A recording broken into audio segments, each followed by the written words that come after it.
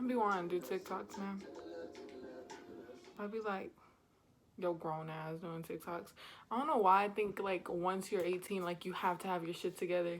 You gotta have like your own house, gotta have your own car paid, gotta like, I be rushing it so much. And then I be seeing like 30-year-olds on TikToks, fucking moms on TikToks, fucking old people on TikTok, and I just be like,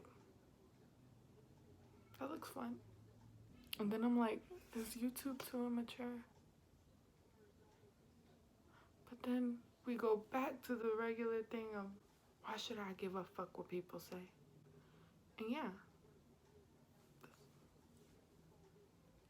But hey guys, so welcome to my channel. My name is Arizandy. This is gonna be a story time about my toxic 2-year. I don't even know what to call it because we kind of didn't date. We kind of did date. Like, how do I put it? You know, when you with somebody, but y'all don't got no title with it, but you know that you loyal to them, and like y'all basically in a relationship. This is my story time about my 2-year complications. I'm gonna start off by saying, fair warning, I'm a dumb bitch. Y'all gonna hear this story and be like, and this bitch still took him back? Yeah, because I'm a clown.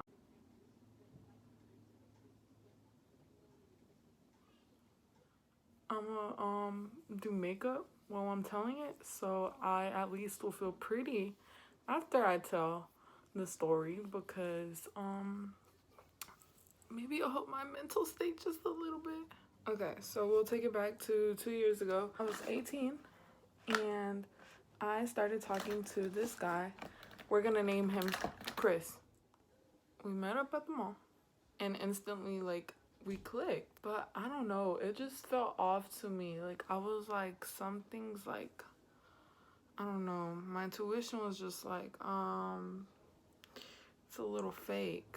And he wanted to move on really fast. Like he was like, yeah, like you're who I want to be with, like I want to meet your family. He wanted to go to my church. I felt like something was off, and like everyone was like, no, like you just think it's too good to be true. And I was like, no, like something's off. So then it was time for me to go to my niece's quince. I told him and he got really upset. He was like, you're going to California to cheat on me. He had trust issues, and yeah, so he decided to break up with me. And he blocked me on everything. And I was like, what the fuck? Like, you're no. So I started going crazy because I'm like, what the fuck? He really blocked me off everything. He disappeared. So then, like, 2 months passed. I was like hella sad because I was like, what the fuck? Because, you know, I came back home and everyone's like, you know, what happened to him? And I'm like, he died. I was like, I don't know what happened to him, but he died.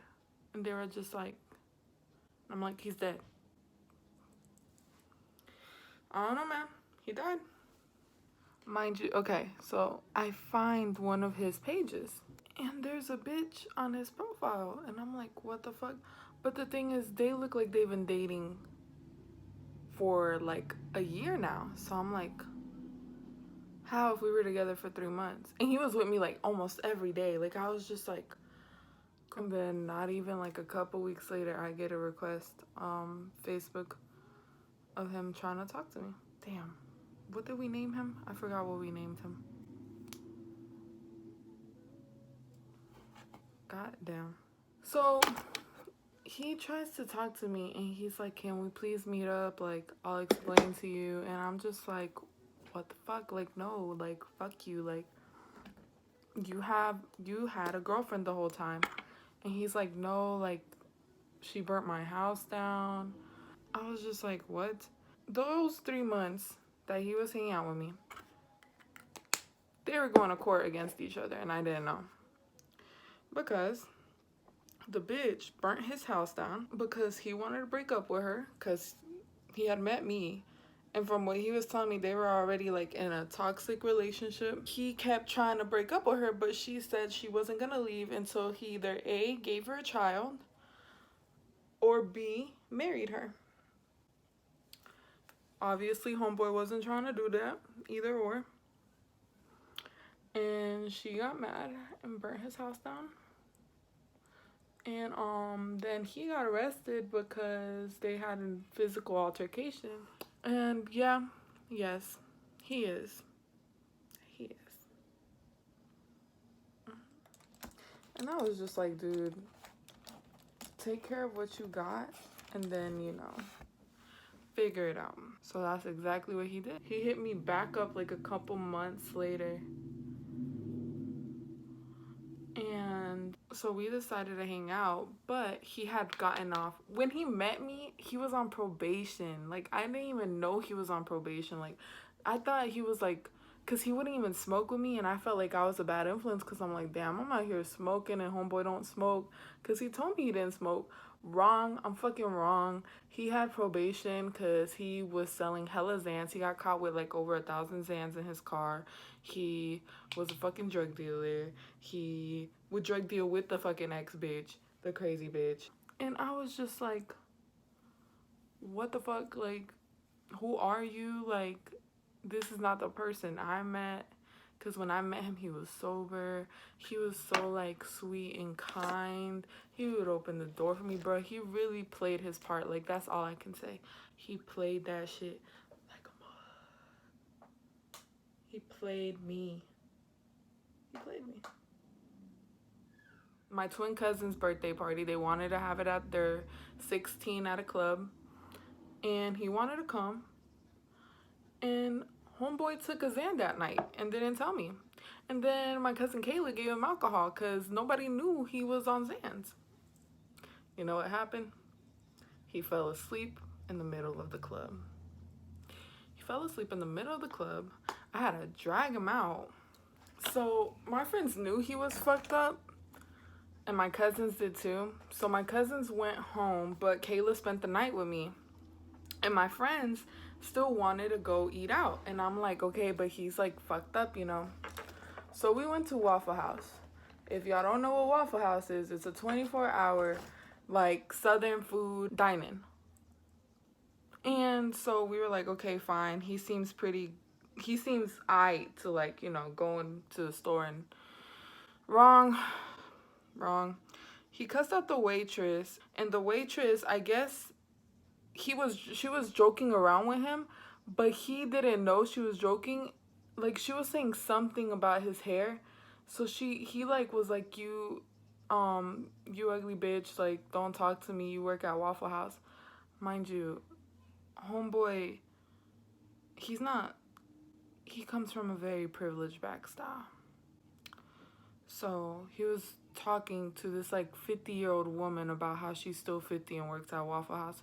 So she was like, suck my dick. And he was like, yeah, I bet you do have one. And it went horrible. We got kicked out of the Waffle House. At this point, I'm spazzing on him. Like, I'm spazzing. Like, I'm going crazy. Like, I was going off on him. And mind you, if y'all don't know, on Xans, you go to sleep and you forget the whole thing. And then most of the time, guys, they wake up angry. So he woke up, he forgot completely what he had done. And he was fucking talking shit to me. Because he was too fucked up to even go inside his house. So I'm like, damn, he's going to have to spend the night with me. Mind you, I live in a Hispanic and black household. They don't play that shit. You can't have your boyfriends over. I had snuck him in. I thought my sister was not going to come into my room that early. She did. She went into my room at 7 in the morning. I hate how parents do that. They don't ever fucking check up on you. But the one time you don't need them to, like, check up on you, they check up on you. I'd be like, what the fuck? So yeah, bam, she instantly starts cussing him out. She's like, what the fuck are you doing here? He's on Xans. He starts cussing her out. It's a big ass shit show. It was like embarrassing to me. Like, I was just like, fuck, like, this is the first time you meet some of my friends, and like they're over here asking me like, what the fuck, Sam, like this like this your man's, like, and I'm just like, my man's acted different when I met him. This is a complete different other man's. But I ended up forgiving him like a fucking dumbass.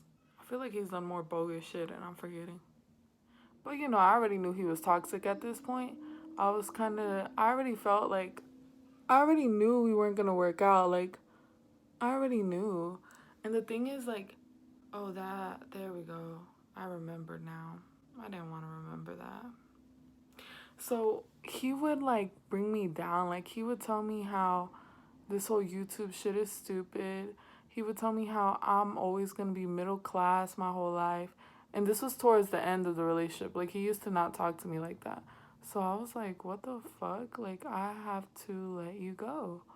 And he really wasn't trying to let me go at first. But then Halloween happened this past Halloween.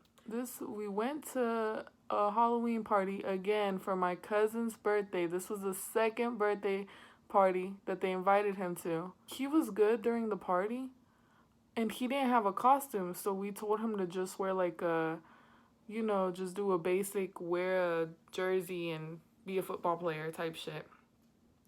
Well, my best friend went to another party, and I guess at that party, all the guys wore jerseys. So he had tweeted, "You're lame if all you do is wear a jersey for Halloween. Just say you're broke." Something like that. He tweeted something like that. My boyfriend, literally, he don't even follow me on any social media. He didn't even follow me on Twitter. He didn't follow me on Instagram. He didn't follow me on, he didn't follow me on anything. And he literally went and stalked my best friend's Twitter and saw that tweet and got so mad and was blowing up my phone and was talking shit to me and was like, I knew you told them about me wearing a jersey, da da da. And I was like, bro, I haven't even told homeboy that we've been hanging out. Like, I had not told my guy best friends that I was still seeing him because I already knew that they were like, they're like brothers to me. So they obviously were telling me, like, Sam, he's no good to you. Like, and I was like, you don't even follow me on social media? I didn't even knew he had a Twitter. Like, I was so mad. Like, I was like, bro, you have a Twitter and you don't follow me? Like, but you found my best friend's page. Like, that was some weird shit. That was like weird as fuck. Like, I was just like, make it make sense. Like, what the fuck? He voted for Trump and didn't fucking tell me. When I found out he voted for Trump, that's when I was like, now I saw you as white. Now that I know you voted for Trump, you're Caucasian. You're Caucasian to me. Like, there's no going back from that. So after I found that out, and he was like, it's because my dad paid me $100. I don't give a fuck. Like, I don't care what your reason is. Like, bye. Like, he has me blocked on everything. I still wish him the best. Moral of the story is,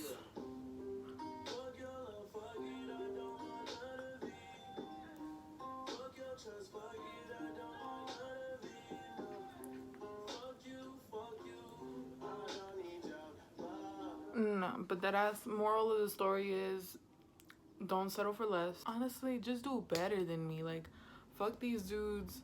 Like, once they show you these red flags, like, go.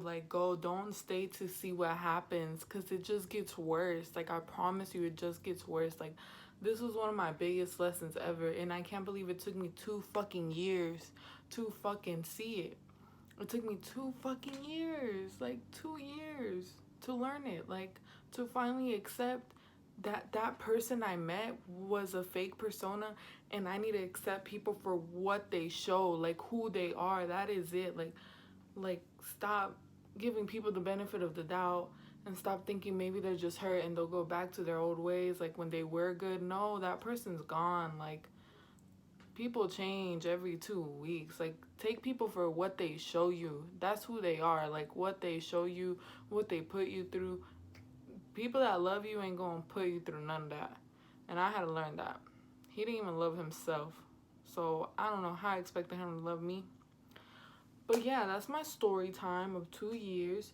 2 stupid years of my life that I'll never get back. And that's it. But if you like this story time, if you fuck with me, if you like my vibe, like this video for me, give it a thumbs up. And yeah, subscribe to my channel. And I'll just be posting stupid content. That was my story time. And thank y'all for watching. Don't be a clown like me, y'all.